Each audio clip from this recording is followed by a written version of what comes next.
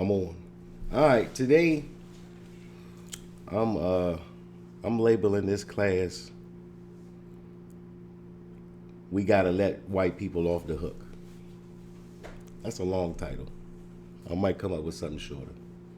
But the narrative in this country is that white people are the cause of racism. And before we get into the documentary on Netflix that I asked you guys to look at, first I wanted to pull up. This is a list of Jim Crow laws by state, and I just want to point something out. The majority of white people in this country are not creating these laws; they're subject to them just like we are. Right? Alabama, it shall be unlawful to conduct a restaurant or place of serving food in the city at which white and colored people are served in the same room. This is a law, right? And so when you want to understand why race relations are what they are, this isn't something that white people felt like organically we shouldn't be eating with them as a group. This is a law that is creating this attitude toward the other race through all of this separation. Alabama Constitution separated schoolhouses.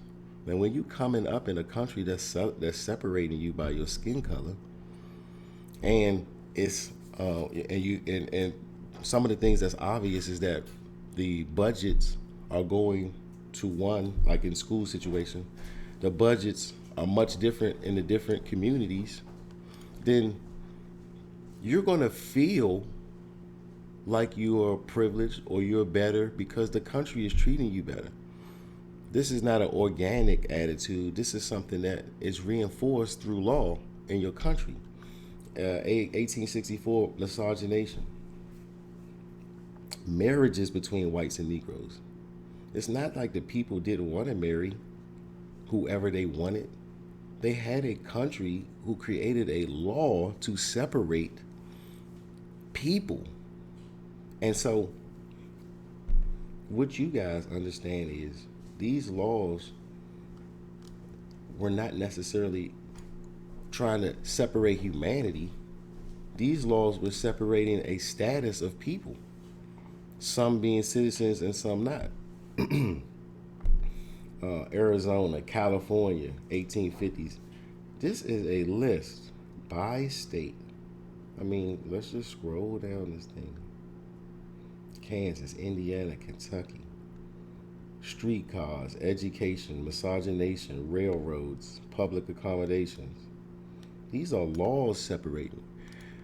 Are we to say that to a person in the United States, white people, quote unquote, wanted all of these healthcare, residential, public accommodation, prisons, housing? We we don't know that. We know that the laws created a situation where dealing with you in any way, cordial way, was almost unlawful.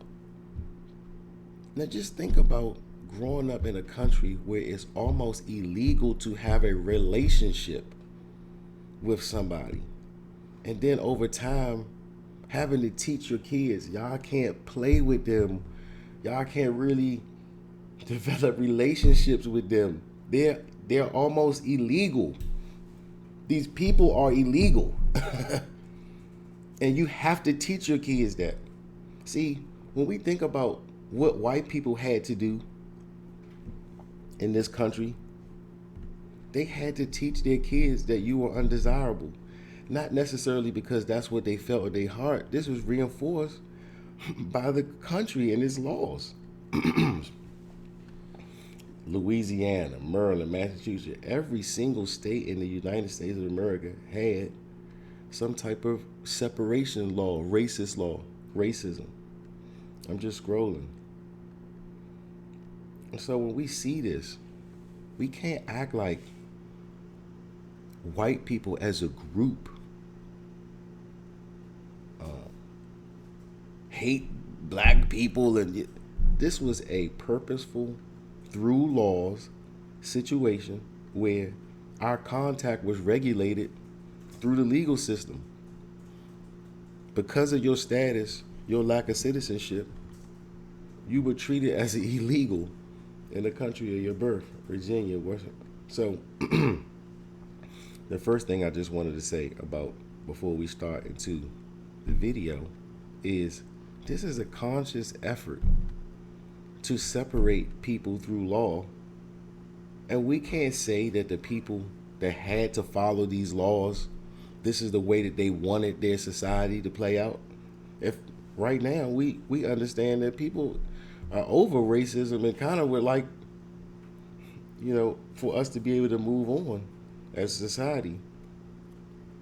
But these are not what they wanted per se. This was put on them too.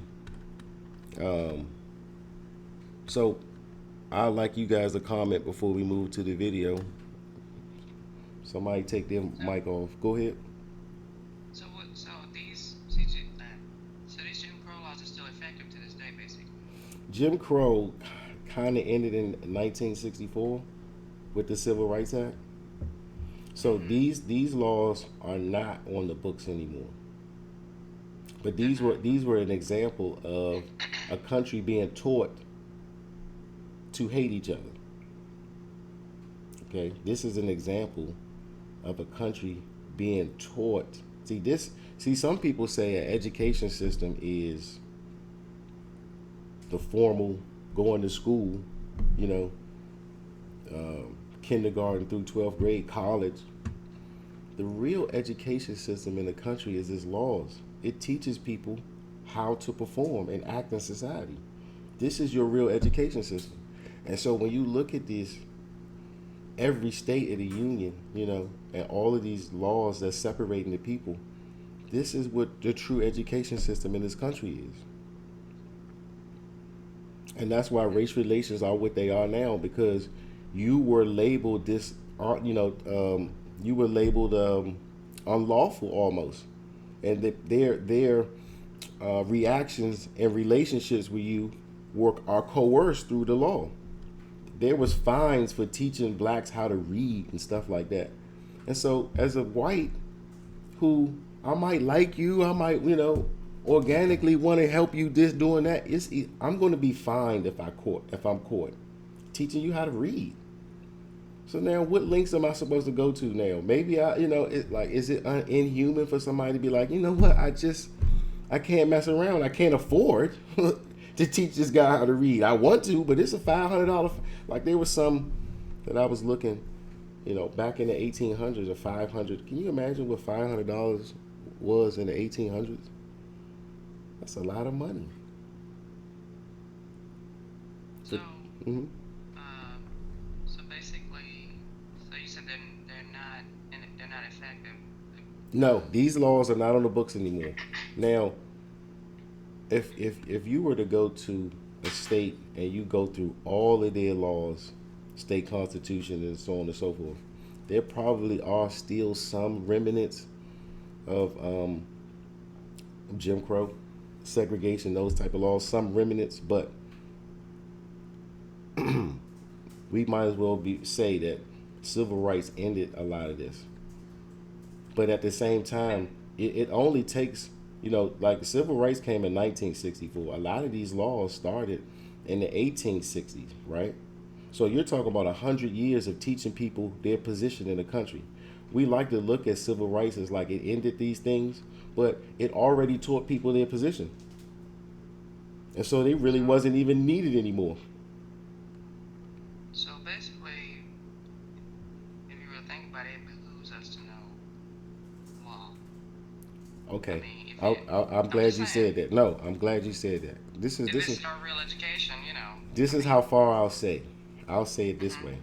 It is every citizen's of any country responsibility to know the law.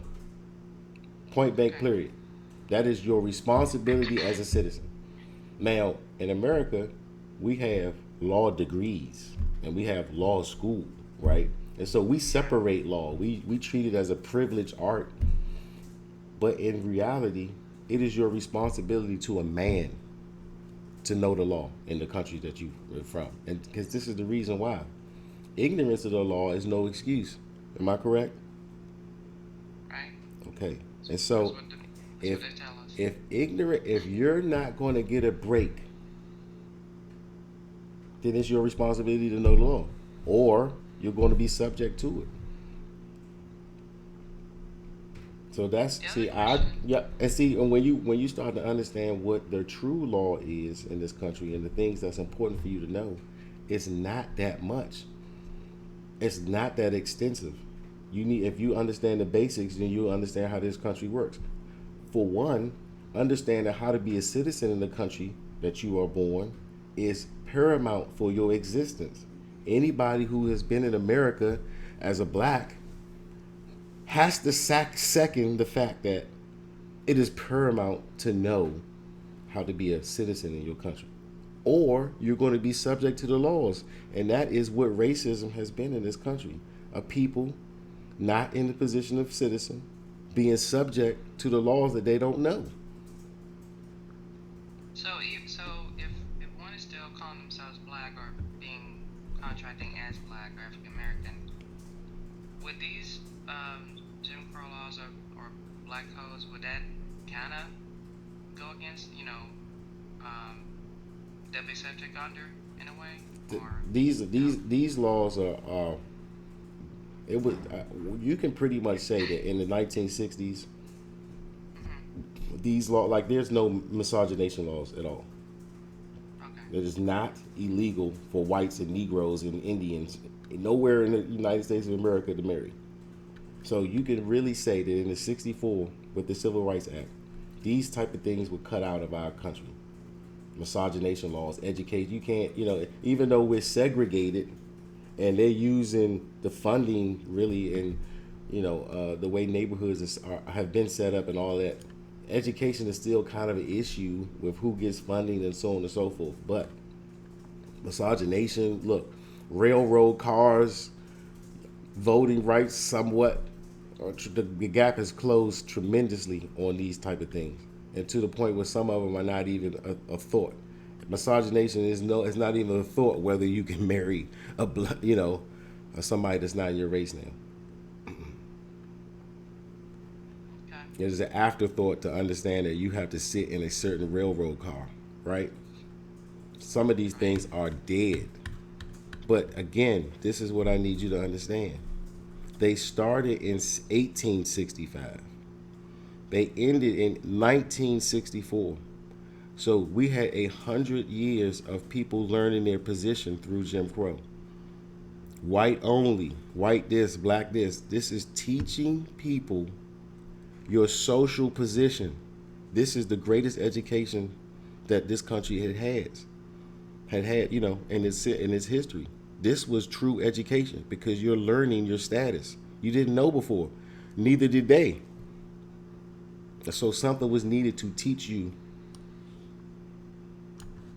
your status in this country, and that's what these laws represent. And so sometimes when we look at quote unquote white people now, of course now all of you guys have changed your race and you are white now. But one of the things that come with this is your understanding and attitude to the people around you. You should interact differently understanding this type of stuff. You should interact differently knowing that white people had no idea how they get into privilege. So the question is, in terms of who actually created these laws, is it fair to say, I don't know, The forefathers, um, the forefathers constructed this society, and what they were trying to do is recreate Rome, and that's why when I talk to you guys about law, and I mentioned the Dred Scott case is key because of the Dred Scott connected the United States with Rome. We understood through the Dred Scott case where this system came from, and so it was constructed to do this. Um, there was something I think in the Elizabethan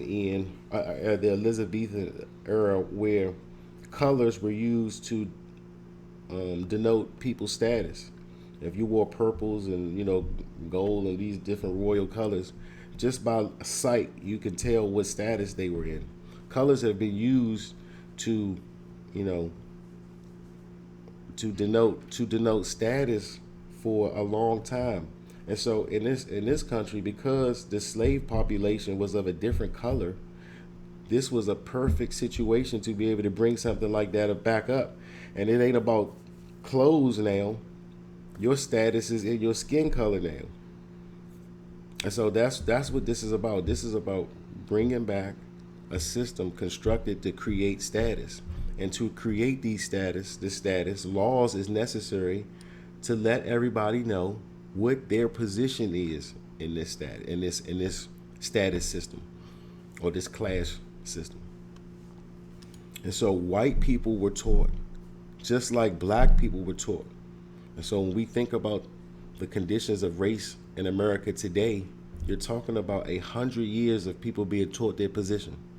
And then these laws not even being necessary anymore. Because now when I taught you, you're going to teach your kids, and I don't have to have them in the books anymore in order for this type. Look, so just like miscegenation isn't on the books anymore, we know that still in today, you have people who feel some type of way, white people marrying black people. And you still have people teaching their kids that, nah, you ain't, that don't, people break that social law. Now it's a social law now. We teaching it to ourselves because we were already taught through this, and now we pass it on through generations. So it's not like anti-miscegenation doesn't have any remnants in our culture anymore. It does. But this is where it come from. Somebody was getting ready to say something.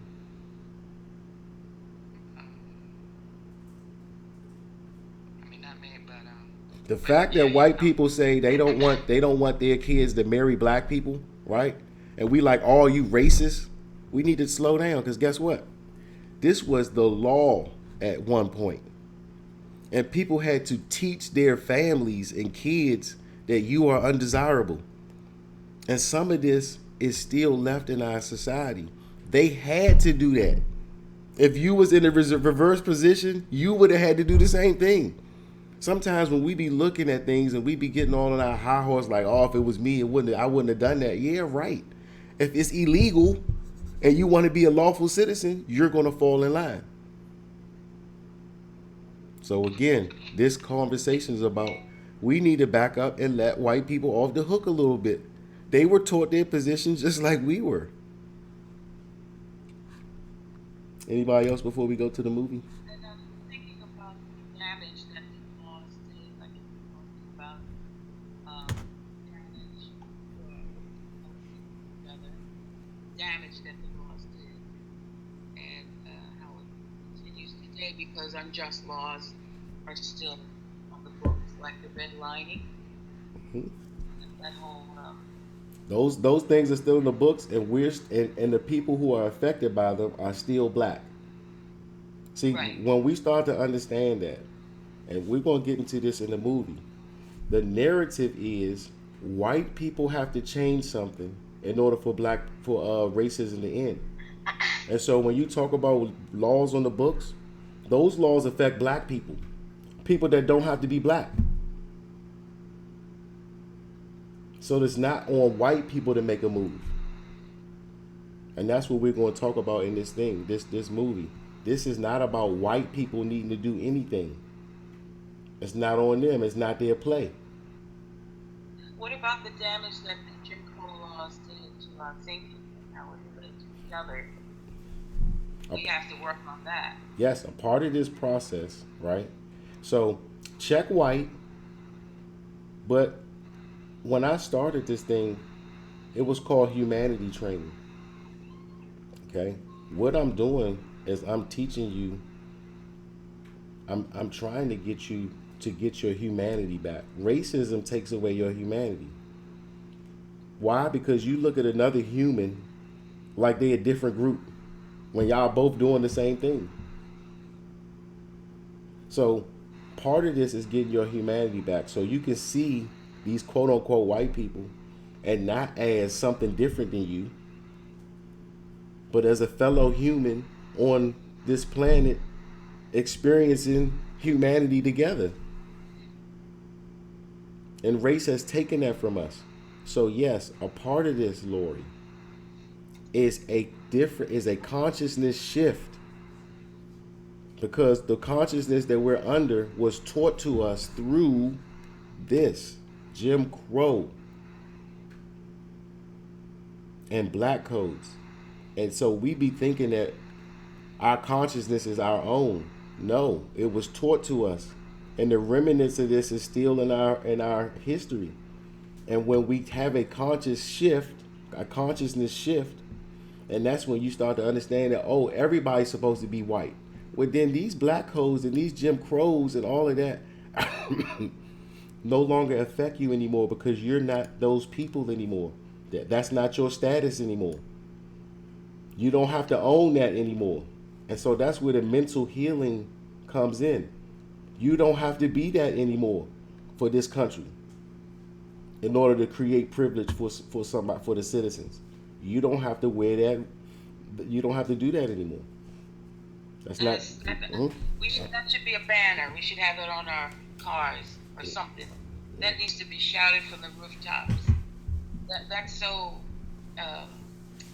fundamental to our spirit to change our mind as we walk around and heal our minds, because this has damaged our humanity so much, like you were saying. We just need to start our healing process. We need to have something like taking medicine every day to heal us. But you being on this call, right, and you participating in what we're doing, recording these things, so these are learning tools. This is a step in doing that. This is the medicine that you're talking about. Truth is the medicine.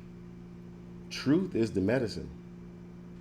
And as you guys get your dose every Saturday of truth, it should be healing the disease or whatever that was in you that race gave us. It should be taking that. It should be eating away at that.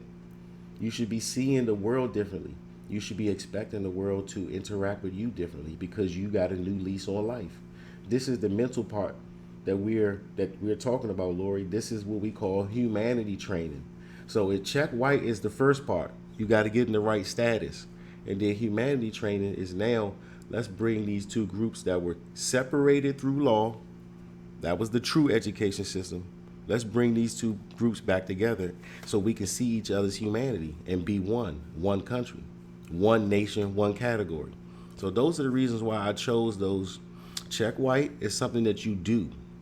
One nation, one category is what is the effect of that choice if everybody does it.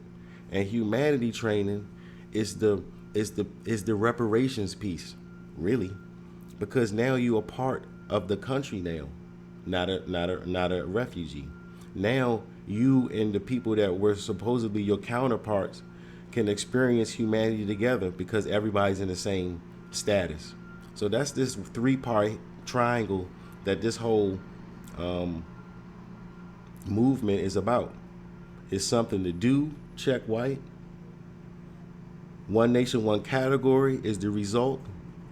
And humanity, your humanity, is the gift that you get back from going through the process.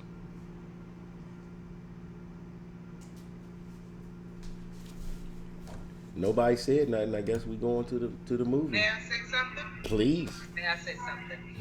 Because it's funny you mentioned reparations, and I guess up until you just said what I said, I always kind of looked at reparations as sort of like a twofold thing, where there's an internal and an external. The internal, and I looked at it in the form of finance. That was because that was when I was like, again, in that black mental state. And so I thought about it in the sense of, okay, the internal is I sit my ass down and I look and I literally study the markets. I study how money moves, how even social and civil unrest, how it actually affects commerce, how it affects the economy. No one's going to give that to me. No one's going to give that to me. I don't care who it is. That is something I need to learn how to do on my own. And then like the external is more like the physical aspect of finance, where like, okay, I could get $10,000 tomorrow, but if I don't have the economic infrastructure to be able to use said funds in a proper way and in a responsible way, then what good is it? And it's funny that you now put the humanitarian component into it. And I was like, and I never thought about that until you just brought that up. But I had always looked at reparations in the form of a money thing. But when I did the status correction at the Social Security Administration, it was a reparations check of another kind. It's not necessarily cutting a check. But it is a check.